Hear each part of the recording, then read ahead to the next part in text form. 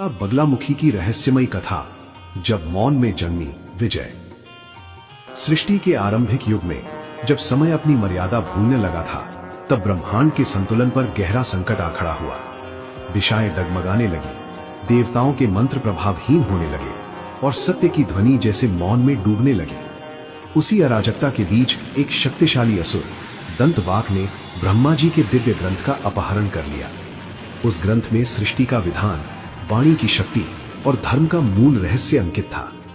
ग्रंथ के छिनते ही संसार में अव्यवस्था फैल गई, शब्द भटकने लगे और अहंकार की वाणी सत्य पर भारी पड़ने लगी। देवगण भयभीत होकर भगवान विष्णु की शरण में पहुंचे। विष्णु ने लोक कल्याण हेतु गहन तप आरंभ किया।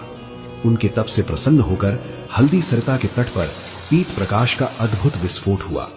उसी दिव्य प्रकाश से प्रकट हुई माता बगलामुखी, पीतांबरा, स्तंभन शक्ति की अधिष्ठात्री, जिनकी उपस्थिति मात्र से असत्य मौन हो जाता है।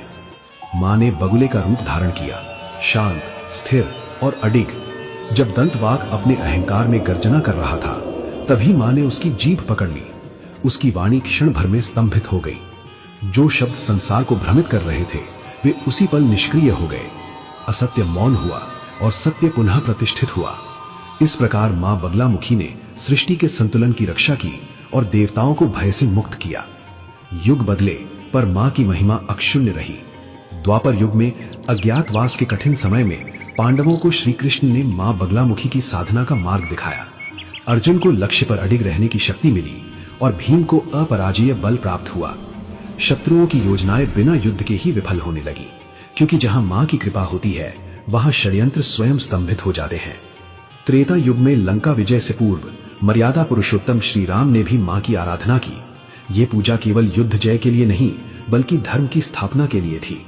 परिणाम स्वरूप अधर्म की वाणी क्षीण पड़ गई और विजय का मार्ग प्रशस्त हुआ। माता बगलामुखी केवल शत्रु नाश की देवी नहीं है, वे आत्मनियंत्रण और संयम की भी अधिष्ठात्री हैं। उनका प्रिय पीत वर्ण, हल्दी का रंग, शुद्धि, स्थिरता और साधना का प्रतीक है। उनकी पूजा में पीले वस्त्र, पुष्प और माला साधक के अंतःकरण को स्थिर करते हैं। आज भी उनके सिद्ध पीठों पर साधक मौन, श्रद्धा और अनुशासन के साथ साधना करते हैं। मां सिखाती हैं कि जब शब्द ही सबसे बड़ा शत्रु बन जाए, तब मौन सबसे शक्तिशाली अस्त्र होता है। माता बगलामुखी बोलती नहीं, पर मौन में ही विजय लिख देती है। जय मां पीतांबरा, जय मां बगलामुखी।